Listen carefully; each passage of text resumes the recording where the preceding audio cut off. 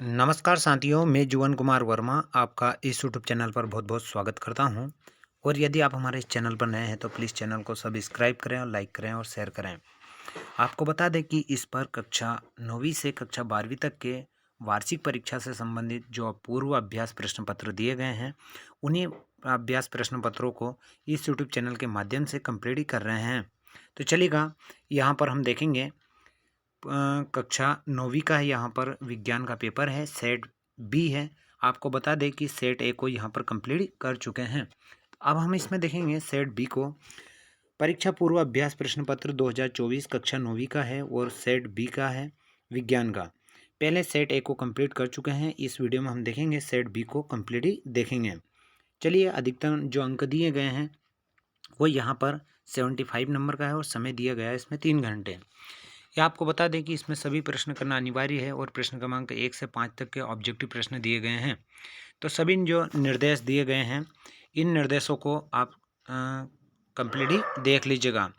इसके बाद आपको बता दें कि पहले प्रश्न की तरफ बढ़ते हैं और पहला जो प्रश्न दिया है इसमें सही विकल्प चुनकर लिखिए। पहला दिया है सोडियम नाइट्रेट का जो सूत्र है वो क्या है। तो आपको बता दें इसमें आ वाला राइट आंसर है NaNO3। Cl माइनस आयन में संयोजकता इलेक्ट्रॉनों की जो संख्या होती है वो कितनी हो जाती है, तो यहाँ पर 18 हो जाती है। एंड द इसमें नहीं, आपको गलत बता दिया। इसमें Cl आयन में संयोजकता इलेक्ट्रॉनों की जो संख्या हो जाती है वो कितनी हो जाती है, 8 हो जाती है। यानी द वाला राइट गलत आंसर रहेगा, इसका बी वाला राइट आंसर रहेगा। इसमें देखेंगे तंत्रिका ऊतक की कार्यात्मक इकाई कौन सी होती है, तो न्यूरॉन होती है। आपको बता दें ए आ वाला राइट आंसर होगा। इसी के बाद में देखेंगे वेग। यहाँ पर दूसरा जो प्रश्न दिया है, वेग का जो एसआई मात्रक होता है वो क्या होता है, तो यहाँ पर हम देखेंगे इसका होता है आ वाला राइट आंसर होगा, मीटर प्रति सेकेंड। इसी प्रकार से अगले प्रश्न की तरफ बढ़ते हैं। किसी वस्तु का द्रव्यमान पृथ्वी पर 12 किलो केजी है, चंद्रमा पर इसका द्रव्यमान कितना होगा, तो इसका राइट आंसर होगा आ वाला राइट आंसर होगा, यानी 12 किलोग्राम। छठा दिया है ध्वनि की प्रबलता निर्भर करती है, तो वो किस पर करती है, सा वाला राइट आंसर होगा, यानी आयाम पर निर्भर करती है। तो ये थे इसके ऑब्जेक्टिव प्रश्न। अगले प्रश्न की तरफ बढ़ते हैं और प्रश्न क्रमांक जो 2 दिया है इसमें वो यहाँ पर दिया है, हमें रिक्ति स्थानों की पूर्ति कीजिएगा।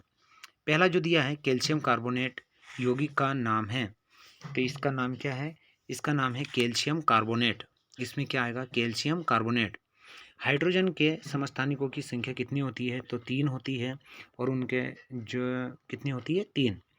अगला जो दिया है पौधों में लचलापन खालिस्तान ऊतक के कारण होता है, किसके कारण होता है, तो केले न कायमा के द्वारा होता है, केलेन कायमा के द्वारा होता है। अगला दिया है संवेग परिवर्तन की दर खालिस्तान के अनुक्रमानुपाती होती है, किसके अनुक्रमानुपाती होती है, तो बल के अनुक्रमानुपाती होती है, बल आएगा। इसके बाद में दिया है पास्कल खालिस्तान का मात्रक है, तो किसका है, दाब का मात्रक है। अगला जो दिया है ध्वनि संचारण के लिए खालिस्तान की आवश्यकता होती है, तो किसकी आवश्यकता होती है, माध्यम की आवश्यकता होती है। तो इसमें क्या आएगा, माध्यम। अगले प्रश्न की तरफ बढ़ेंगे। ये थे रिक्त स्थान, यानी खालिस्तानों की पूर्ति करना था। अब अगला जो दिया है हमें वो दिया है निम्नलिखित कथनों के लिए हमें सत्य और असत्य हमें बताना है। पहला वाला है मिश्रण का गलनांक निश्चित होता है, असत्य होता है। एल्यूमिनियम द्विपरमाणिक होता है, ये असत्य है, एक परमाणिक होता है। आर्गन का जो इलेक्ट्रॉनिक विन्यास होता है 2 8 8 18, यानी ये सत्य है। पलकों का झपकना इच्छिक पेशी के कारण होता है, ये असत्य है। इसी के बाद में वेग परिवर्तन की दर औसत वेग कहलाती है, ये भी हमारा क्या है, असत्य है। घर्षण बल सदैव वस्तु की गति का विरोध करता है, ये क्या है, हमारा सत्य है। तो इस प्रकार से थे प्रश्न क्रमांक 3, जिनके हमने यहाँ पर आंसर को देखा है। अगले प्रश्न की तरफ बढ़ते हैं और अगला जो प्रश्न है प्रश्न क्रमांक 4, इसमें दिया है सही जोड़ी मिलाई है। तो यहाँ पर हम देखेंगे पहला जो दिया है जल, जल का क्या आएगा, यहाँ पर द वाला राइट आंसर होगा, यौगिक। नमक क्या है, तो यहाँ पर नमक का जो आएगा NaCl। नमक क्या है, NaCl। अगला दिया है रोग, तो रोग का क्या आएगा यहाँ पर, यहाँ हम देखेंगे तीसरे का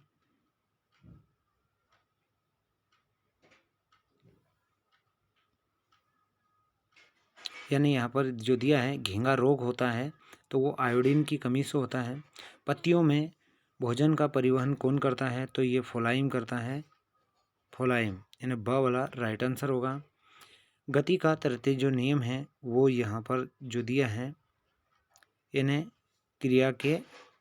क्रिया और प्रतिक्रिया। अगला दिया है वस्तु पर क्रियाशील गुरुत्वीय त्वरण क्या होता है, तो यहाँ पर इसका रहेगा ई वाला राइट आंसर होगा, यानी 9.8 मीटर प्रति सेकंड। इस प्रकार से थी ये सही जोड़ियाँ, जिनको कम्प्लीटली आप देख लीजिएगा कि आप भी इनको मिलान कर लीजिएगा। पहले आप मन से करने की कोशिश करिएगा इन सही जोड़ियों को। अगला जो दिया है यहाँ पर, अगला जो प्रश्न है वो है हमें एक शब्द या एक वाक्य में हमें उत्तर देना है। पहला है सल्फर परमाणु की आणुकता लिखिए, तो कितनी होती है, 8 होती है। समस्थानिक का एक उदाहरण दीजिए, तो हाइड्रोजन मैं यहाँ बोल देता हूँ, हाइड्रोजन के 3 समस्थानिक हैं, प्रोटियम, एक होता है हमारा ड्यूटीरियम, और तीसरा होता है इसी का ट्राइट्रियम। तो ये 3 समस्थानिक होते हैं इसके। इसी के बाद में अगला जो दिया है हमें, वसा संचित करने वाले ऊतक का नाम लिखिए, तो एडिपोज ऊतक, ये ऊतक होता है इसमें। अगला जो दिया है गति मापने की जो इकाई होती है वो क्या होती है, तो मीटर प्रति सेकंड होती है। अगला जो दिया है किसी वस्तु की स्थिति गति किसी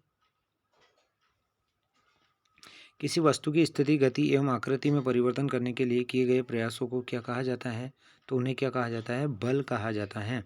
क्या आएगा इसमें, बल।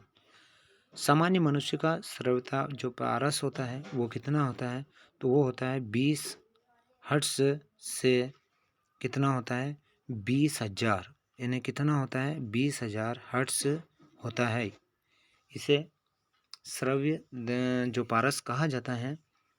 तो चलिएगा, ये थे प्रश्न क्रमांक 1 से प्रश्न क्रमांक 5 तक के ऑब्जेक्टिव प्रश्न, इनको कंप्लीट किया है। अगले जो प्रश्न रहेंगे उनको अगले वीडियो में आपको प्रोवाइड या कंप्लीट करा देंगे। जब तक आप इन प्रश्नों को कंप्लीट करिए। ये जो प्रश्न हैं इनको मन से करने की कोशिश करेंगे, और जो अगले प्रश्न रहेंगे वो अगले वीडियो में आपको प्रोवाइड करा देंगे। तो चलिएगा, इसी के साथ जय हिंद, जय भारत।